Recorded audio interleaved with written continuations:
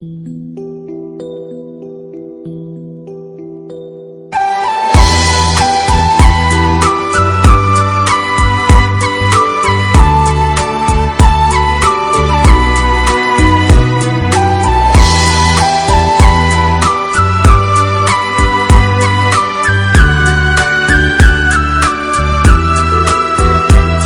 ngày qua tình yêu đến em vẫn mong chờ, dù em biết rằng cuộc tình đó chỉ là mơ.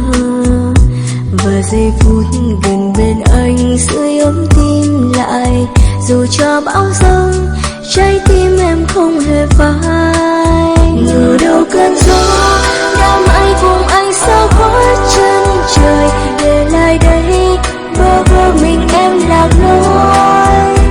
Vòng tay ấm áp khi xưa giờ đây đã mãi xa rồi. Em yêu chỉ anh mà thôi. Vì con tim em yêu anh mà không nói lên lời, dường như đã buồn để lại nỗi nhớ đầy vơi. Cầu mong cho anh nơi xa sẽ luôn mãi yên bình, vượt qua tháng ngày để bên ngày em biết thôi.